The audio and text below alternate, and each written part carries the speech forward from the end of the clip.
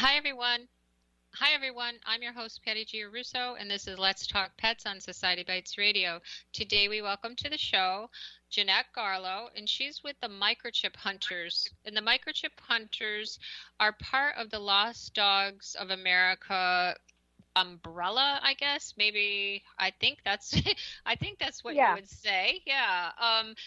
The Lost Dogs of America has created the microchip helpers, and the purpose of this is to help reunite pets who have microchips that are either unregistered or outdated. This happens very often, sadly. I know in our area here in Florida, it's roughly about 80% of the microchips that we scan on a found animal is not registered and is not up to date, or is not up to date, I should say. And by that, I mean it might have an old phone number, or, maybe the pet's been rehomed and the chip isn't up to date. So Jeanette's one of the main volunteers with the microchip help, and she comes to us today to talk about it and tell us why it's important to keep your chip updated, obviously, and how the microchip helpers help. So welcome to the show, Jeanette. Thank you. Yeah. So, let me just start out by saying the group that I'm with does the chips for Illinois, Indiana, and Wisconsin. But of course, we do help out with other states if needed. Um, and yeah, so it's super important to keep the chips updated. We get a lot of our cases from animal control and police stations and Good Samaritans. And what we find is that when we get the chips from animal control, they have looked it up and tried to contact the owner and are not successful. And so we call and text all the numbers we can dig up for the owner. We send emails, we contact on social media, we reach out to family members we find, we contact landlords. We've even talked to nursing homes and social workers, and we just spend a lot of time trying to get to the owner that's on file. Yeah. Um, And it is some so detective work. I mean, it literally is detective work. I am part of the microchip hunter group as well, with you, but I'm in Florida, and unfortunately, I'm so busy that I don't get to help the Florida people too much. But I'm always here in a pinch if somebody, if I can help, I will, of course. But we have enough of them yeah, here, unfortunately, that I'm stuck constantly looking them up. I did one today before the show, and thankfully we found the owner. But in this case, the microchip was through that free microchip look. No, free pet. I don't know, whatever the one that starts out free with pet free or lookup. something. Yeah, yeah, Mm-hmm. free. And Yeah. there was nothing on it. So the good Sam called and was just told it was not registered. But being a good Samaritan, they don't know all the questions to ask. So she didn't ask, what the implant facility was or the backtrack facility. And I got that information. And thankfully, the dog was adopted from the Hillsborough Resource Center, and they did have the owner's information on file. Now, whether or not it was accurate, I'm not sure. The address was accurate, but I never did get a text back. But in the meantime of, just finding the owner's address, and the finder was going to the home, en route to the home, the son got online and he's like, "That's my dog." So, Oh, and I perfect. said, "Please tell your mom to update the chip." Yep. Now, that's the one thing I wish that doing what we do, that the chip companies would let us do that for them, because I know we would I do it. agree. I know we I would do it. agree. Yeah. So I tend to, after the dog gets reunited or the cat, I go back on and check if the chip's been updated. And I try to get on there and remind people if they've not done it after a couple days. Um, I go back and contact the owner because it is really sad when the dog or cat goes missing and they don't get home because they have not updated their chip information. Yeah. Um, and another thing is, it's also really important to have like a trustworthy alternate contact because, you never know if something happens to you, it's nice that there's also that backup. Right.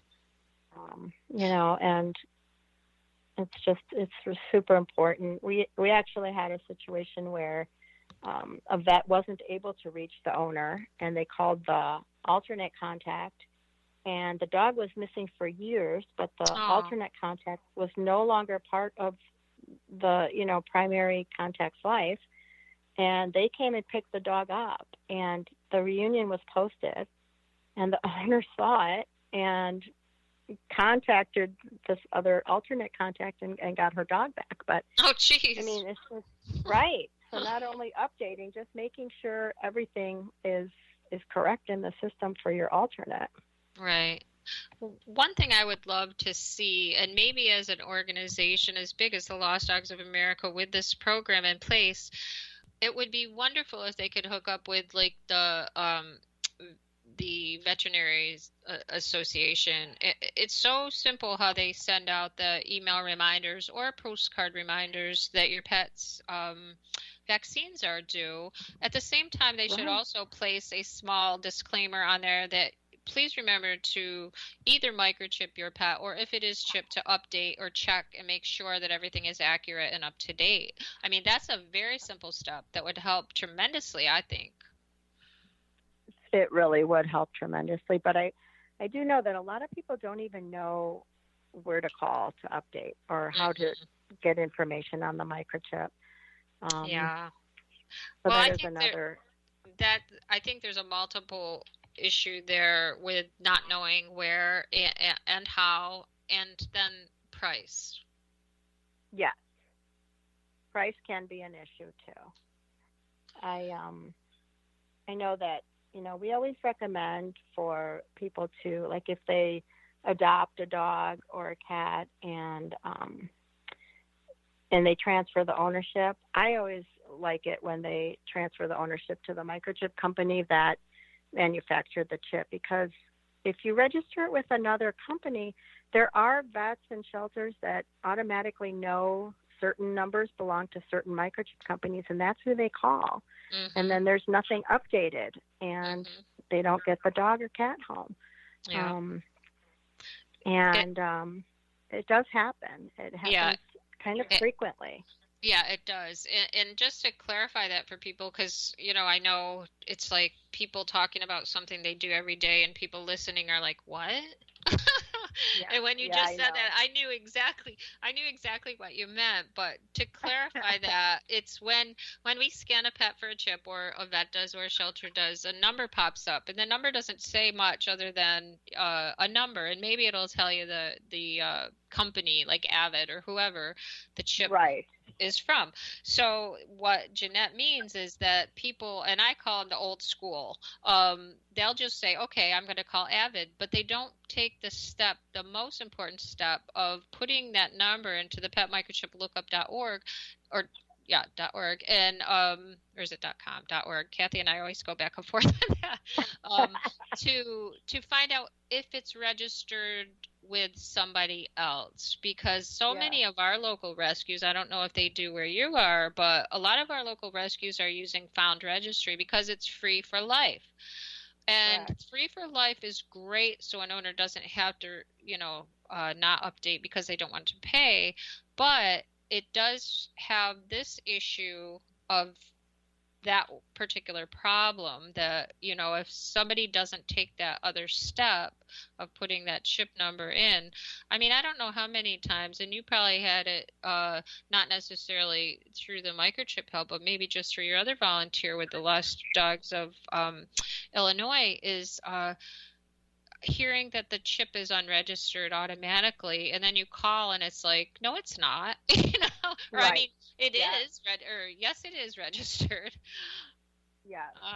I have. There's just so much education, and I think being a part of that you do. I mean, I saw that you did a TV interview locally, and spreading the word like that and the importance of it is just, it can't be understated. It's so important. Right. I agree. It is something that not everybody understands, and anytime your number changes, you really need to make sure that that gets changed in with the microchip company. Um, but yeah, I do know that a lot of people do register with different companies. Like you said, Found is free. Um, and then you go in and you look in the pet microchip lookup, and it's got two different chips, two different microchip companies. And so if you call one, you might get one owner, and you call the other and you get another owner. And then it's like, well, okay, you go with the most current? Not necessarily, because maybe the dog was lost 3 years prior and they never got their dog back. And now someone changed the information on a different chip company. So I always recommend that you register with the company that the chip came from, also because it has the implant facility information, the sold to date. It has everything from the time they sold the chip. Right. So that's another issue that is important too.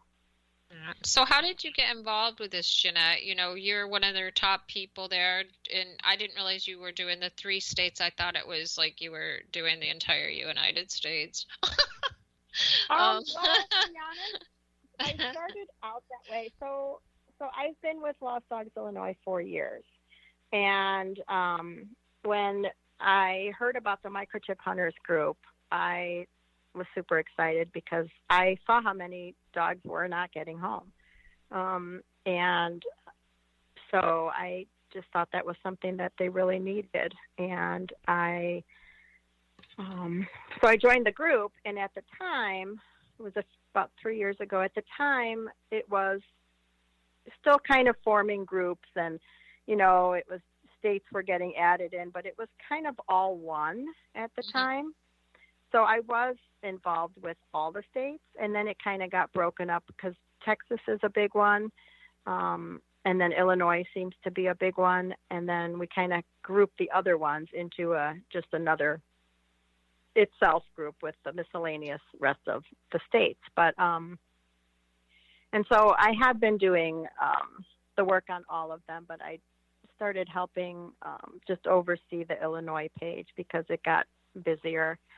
And so I live in Illinois, so I said I would do that. And we get a few Indiana and Wisconsin cases here and there, but majority of ours are Illinois. But it's something that is definitely needed. We get about, I think there's like a 60% success rate with our group of finding owners, which is really great. We have a really great team, and like it's super time consuming. Shelters don't have staffing to sit there for each pet and do this kind of research. So it is something that is very valuable and important. Yeah, and I totally agree with that because police, animal controls, veterinarians, clinics, they don't have the time, and we could literally spend hours working on this, and that's the thing. Like, I have tried successfully in some cases and unsuccessfully in others to get people on board to let us do it. I mean, being a 501c3, we have the same ability to get that information that they do. So, we handle it professionally, and we want to get the pets reunited. There is no reason in the world not to let us try. If we're willing to put the manpower and the hours into it, it's a win-win situation for everybody. But I have been knocking my head against the wall with some places, to get them to give us chip numbers and all this jazz. And it's